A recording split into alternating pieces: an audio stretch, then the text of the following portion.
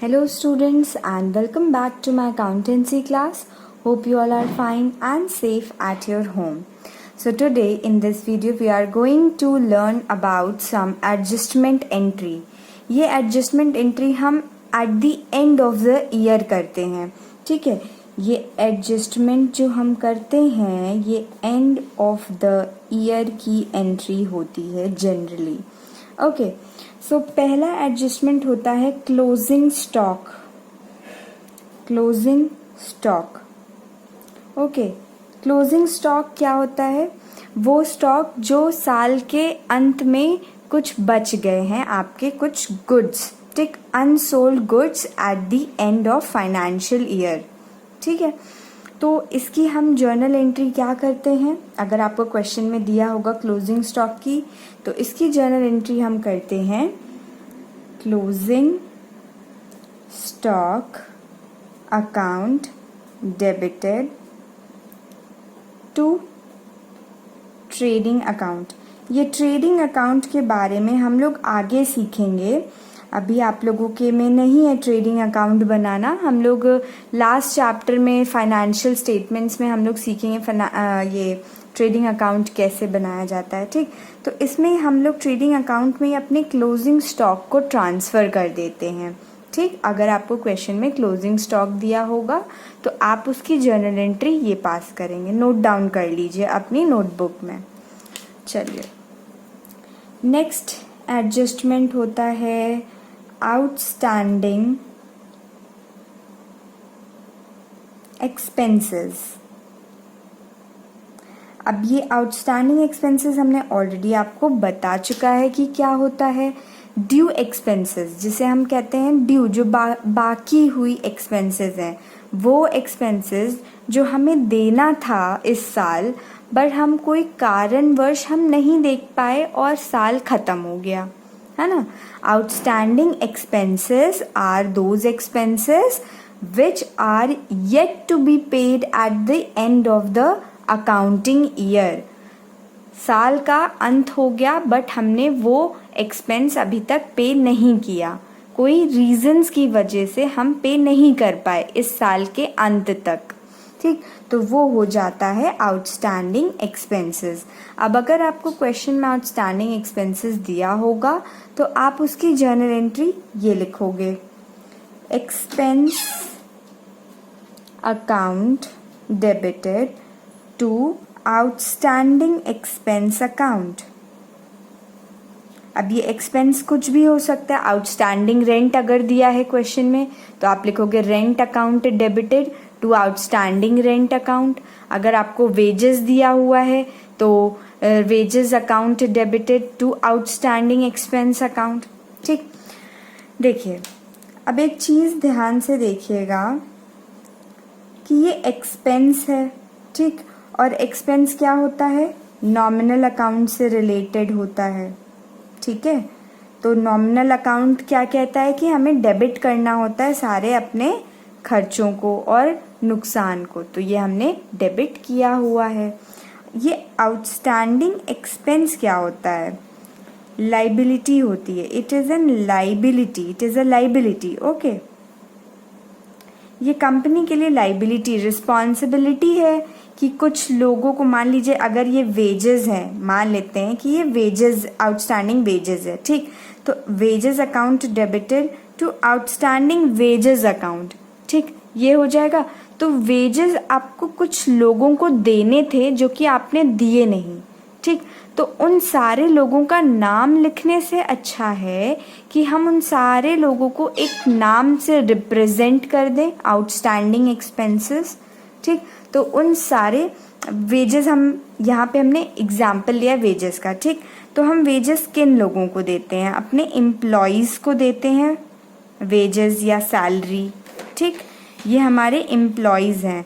तो इन लोगों को हमने अभी वेजेस या सैलरी नहीं पे की है, ठीक. तो इन सब का एक एक करके नाम लिखने से अच्छा है कि इन सब को हमने क्या किया, टोटल, इन सारे लोगों की वेजेस को टोटल किया और उस टोटल अमाउंट को नाम दे दिया आउटस्टैंडिंग वेजेस, ठीक.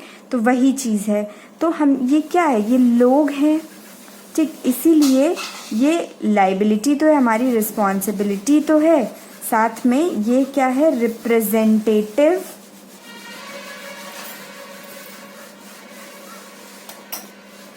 Personal account.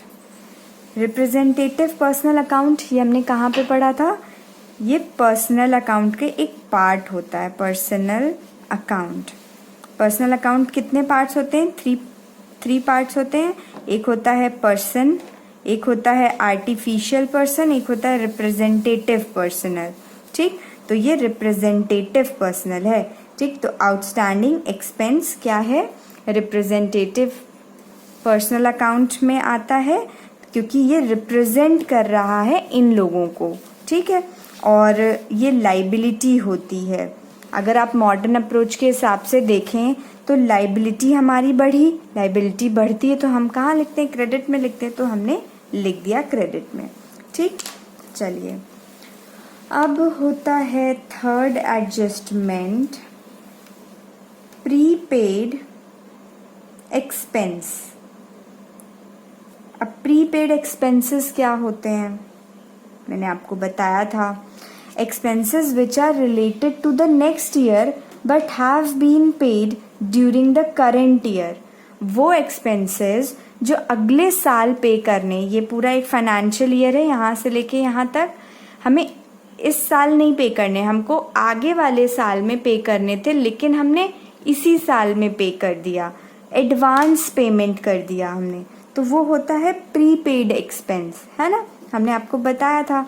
और ये प्रीपेड एक्सपेंस जो होते हैं, देखिए क्या होता है कि हमें, ये हमारा करंट ईयर है, ठीक है, और ये हमारा नेक्स्ट ईयर है, हमें नेक्स्ट ईयर कोई खर्च करने हैं, कुछ चीज़ें करनी है, लेकिन हमने नेक्स्ट ईयर ना करके इसी साल कर दिया, एडवांस पेमेंट कर दिया। ठीक, इस बार हमने कर दिया, अगली बार हमको नहीं करना पड़ेगा, तो हमारे लिए ये फ़ायदे की बात हो जाएगी, है ना, तो इसीलिए हम इसको एसेट मानते हैं। This benefit of such expense will be received during the next accounting year. हमने इस साल के खर्च को इसी साल बेयर कर लिया, तो इस साल हमको थोड़ा सा बेनिफिट रहेगा। The benefit of such expense will be received during the next year. ठीक है, तो ये हो गया इसका थोड़ा सा एक्सप्लेनेशन। चलिए अब देखते हैं इसकी जर्नल एंट्री क्या बनेगी। तो इसकी जर्नल एंट्री बनेगी prepaid expense account debited to expense account. अगर रेंट है, आपने रेंट पहले पे कर दिया, अगले साल का रेंट अभी पे कर दिया, और आपको दिया है कि प्रीपेड रेंट, तो उसकी जर्नल एंट्री बनेगी prepaid rent account debited to rent account. ठीक है, अब देखिए इसमें जो प्रीपेड रेंट अकाउंट है, प्रीपेड एक्सपेंस अकाउंट, ये क्या है, ये क्या चीज़ है, ये है आपका रिप्रेजेंटेटिव पर्सनल अकाउंट। जैसे कि यहाँ पे था, जिन लोगों को हमको देना है रेंट, मान एग्जाम्पल हमने रेंट का लिया है, रेंट हमें अगले साल देना है, वो हमने इसी साल दे दिया है, तो हमने प्रीपेड का नाम दे दिया। ठीक है, उन लोगों को जिनको हमें ये एक्सपेंस देना था अगले साल, वो इसी साल दे दिया, उन सबको एक साथ क्लब किया, उसको नाम दे दिया प्रीपेड एक्सपेंस। ठीक है, और ये रिप्रेजेंट कर रहा है उन लोगों को। ठीक, तो इसीलिए ये रिप्रेजेंटेटिव पर्सनल अकाउंट है, और ये एसेट है, क्योंकि हमें अगले साल ये हमें बेनिफिशियरी होगा, अगले साल हमें पे नहीं करना होगा। ठीक, तो इसलिए हमने इसको डेबिट में किया।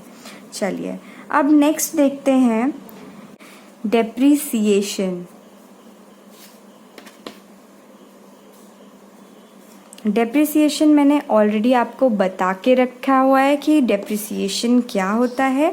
Fall in the value of asset. Depreciation means fall in the value of asset. आप कोई भी एसेट अपने बिजनेस में खरीद के लाते हो, वो साल दर साल उसकी वैल्यू कम होती जाती है।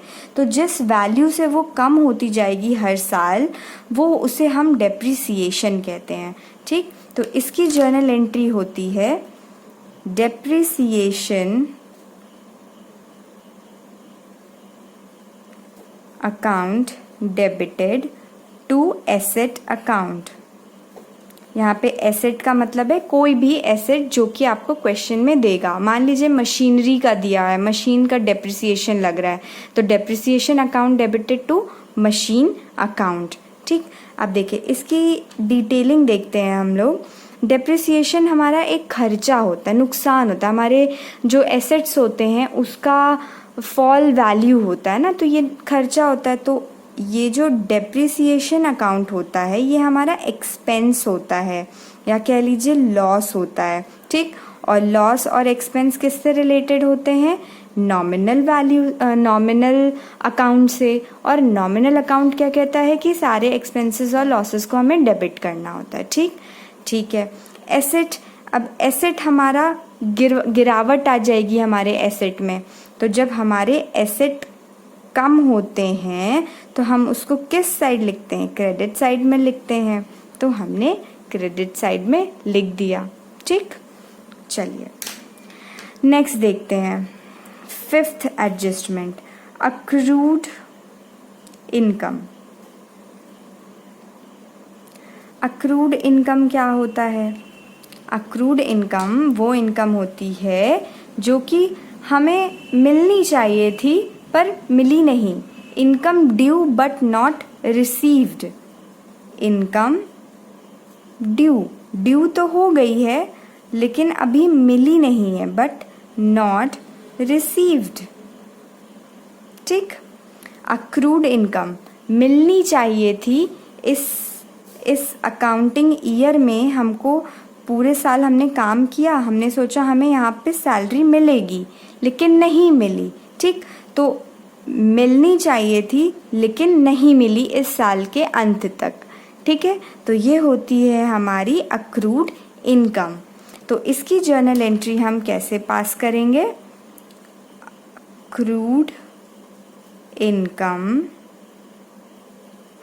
Account debited to income account. ठीक, ये होती है जर्नल एंट्री अक्रूड इनकम की। ठीक, अक्रूड इनकम क्या होते हैं? हमारे एसेट्स होते हैं। ठीक है, क्योंकि ये हमको इस साल तो नहीं मिला बट अगले साल मिलने वाला है। ये वो पैसा है, अक्रूड इनकम वो पैसा है जो हमें मिलने वाला है, मतलब ये हमारा एसेट हो गया। ठीक, करंट एसेट जिसे हम कह सकते हैं। ठीक, तो ये अक्रूड इनकम हमारा एसेट हो गया। ठीक है, और ये इनकम जो है, ये इनकम हमारी क्या है? ये हमारा गेन है, हमारा प्रॉफिट है। ठीक, तो नॉमिनल अकाउंट के हिसाब से सारे इनकम्स और गेन्स को हमें क्रेडिट करना होता है, तो ये नॉमिनल अकाउंट का पार्ट है, इसे लिख लीजिएगा। ठीक है, तो आ गई बात समझ में, इजी था। चलिए नेक्स्ट देखते हैं। Income received in advance.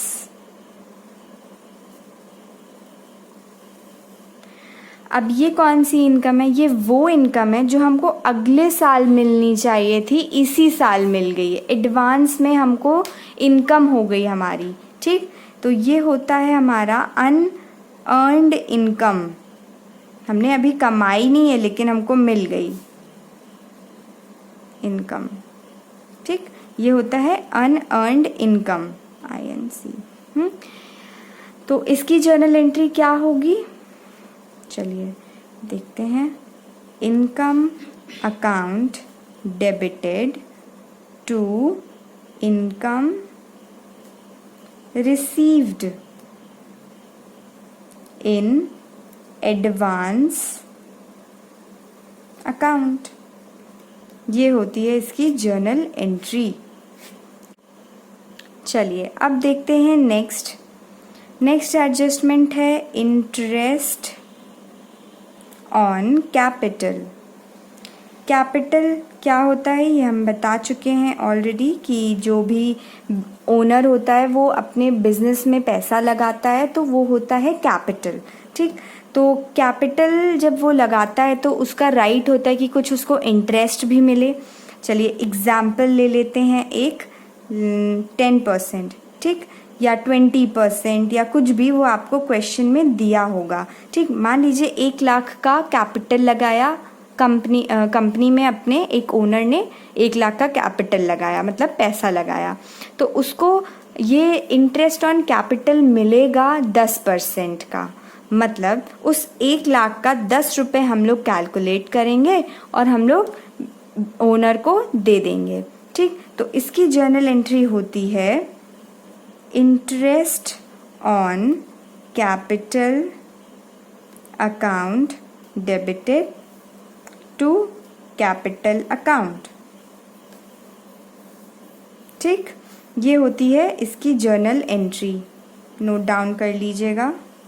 इसकी चलिए डिटेलिंग समझ लेते हैं कि क्यों ऐसा किया गया हम लोगों ने। देखिए, कंपनी में जब ओनर ने पैसा लगाया तो कंपनी का ये फ़र्ज़ बनता है कि कुछ इंटरेस्ट के साथ इसको कुछ लौटाएं। तो ऐसा डिसाइड कर लिया गया कि 10% चलो देते हैं इंटरेस्ट। तो उस जितना भी पैसा लगाया है उस ओनर ने, उसका 10% निकालेंगे और हम लोग ये जर्नल एंट्री पास कर देंगे, interest account debited to interest on capital account debited to capital account. ठीक है, तो कंपनी के लिए ये जो इंटरेस्ट ऑन कैपिटल है ये खर्चा है, ये एक्सपेंस है, क्योंकि ये ओनर को देना पड़ेगा कंपनी को, तो ये खर्चा हो गया कंपनी के पॉइंट ऑफ व्यू से इंटरेस्ट ऑन कैपिटल। ठीक, तो एक्सपेंस है और मतलब कि ये नॉमिनल अकाउंट से रिलेटेड है, और नॉमिनल अकाउंट कहता है कि हमें डेबिट करने होते हैं सारे खर्चों को, तो हमने ये डेबिट कर दिया। और कैपिटल क्या है? कैपिटल ओनर है ना, तो कैपिटल यहाँ पे ओनर का पैसा बढ़ रहा है ना, कैपिटल मतलब ओनर है ना, ओनर का पैसा। ठीक, तो कैपिटल जो है जब अगर आप उसको इंटरेस्ट दे रहे हैं तो उसका पैसा बढ़ रहा है। ठीक, तो कैपिटल मतलब आपकी बढ़ रही है, तो जब कैपिटल बढ़ती है तो हम उसको किस साइड लिखते हैं? क्रेडिट साइड में लिखते हैं, तो हमने क्रेडिट साइड में लिख दिया। ठीक, तो ये हो गया हमारा इंटरेस्ट ऑन कैपिटल की जर्नल एंट्री। फिर उसके बाद लास्ट एडजस्टमेंट है 8th, interest on drawings. Interest on drawing, जैसे इंटरेस्ट ऑन कैपिटल था वैसे ही इंटरेस्ट ऑन ड्राइंग्स। अब देखिए, ओनर ने कैपिटल जब लगाया तो उसको कुछ इंटरेस्ट मिला, उसको कुछ प्रॉफिट हुआ। ठीक, लेकिन जब वो कुछ विड्रॉ कर लेगा, अपने बिजनेस में से कुछ पैसा निकाल लेगा, तो उसको कुछ देना पड़ेगा बिजनेस को, इंटरेस्ट देना पड़ेगा। इस केस में यहाँ पे क्या हो रहा था कि कैपिटल यानी कि ओनर को मिल रहा था, यहाँ पे क्या होगा कि ओनर को देना पड़ेगा कुछ अमाउंट एज इंटरेस्ट, क्योंकि उसने पैसे निकाले हैं तो उसके बदले में उसको कुछ इंटरेस्ट देना पड़ेगा बिजनेस को। ठीक, तो ये क्या हो गया? इंटरेस्ट ऑन ड्राइंग अगर देखा जाए तो क्या होगा, ये बिजनेस के लिए प्रॉफिट वाली, फ़ायदे वाली चीज़ है। तो जब प्रॉफिट वाली चीज़ है तो हम उसको क्रेडिट में लिखते हैं, इंटरेस्ट ऑन ड्राइंग्स अकाउंट। ठीक, ये प्रॉफिट रेवेन्यू हो रहा है कंपनी का, क्योंकि ये ओनर ने दिया तो ये प्रॉफिट हुआ to interest on drawings account. और ये कौन किस बेसिस पे ये दिया जा रहा है? ड्राइंग्स के। ठीक है, तो ये हो जाएगा ड्राइंग्स अकाउंट डेबिटेड। ड्राइंग्स यहाँ पे ओनर की ही बात की जा रही है। ठीक है, चलिए, ओनर के कैपिटल मतलब ओनर के अकाउंट की बात की जा रही है, ड्राइंग्स। ठीक है, hope you people have understood these adjustment entries. Okay, देखिए, पहला था क्लोजिंग स्टॉक। क्लोजिंग स्टॉक मतलब unearned goods at the end of financial year. Financial year के एंड में कुछ सामान आपके बच गए, आप नहीं बेच पाए और साल ख़त्म हो गया, तो उसकी हम ये एंट्री लिखते हैं। ठीक, फिर आउटस्टैंडिंग एक्सपेंसेस मतलब जो ड्यू एक्सपेंसेस होते हैं, जो अभी बाकी हैं एक्सपेंसेस, उसकी ये वाली एंट्री होती है। प्रीपेड एक्सपेंसेस मतलब वो एक्सपेंसेस जो अगले साल के लिए रिलेटेड है बट हमने अभी पे कर दिया। ठीक है, तो उसकी ये वाली एंट्री होती है। ठीक, और ये जैसे ये आउटस्टैंडिंग एक्सपेंसेस अकाउंट हो गया और ये प्रीपेड एक्सपेंस अकाउंट हो गया, तो ये सारे ये जो दोनों अकाउंट है ये रिप्रेजेंट करते हैं those person to whom payment has been made in advance, और ये to whom the payment has to be made. Okay, इस साल हमने अभी पे नहीं किया बट हमें पे करना है। ये आउटस्टैंडिंग एक्सपेंसेस वो लोगों को रिप्रेजेंट करते हैं, और ये वाले जो प्रीपेड एक्सपेंस होते हैं ये उन लोगों को रिप्रेजेंट करता है जिनको हमें पेमेंट अगले साल करनी थी बट हमने इसी साल कर दी, तो ये वाली जर्नल एंट्री होती है। ठीक है, फिर डेप्रिसिएशन की ये होती है, डेप्रिसिएशन मतलब fall in the value of asset.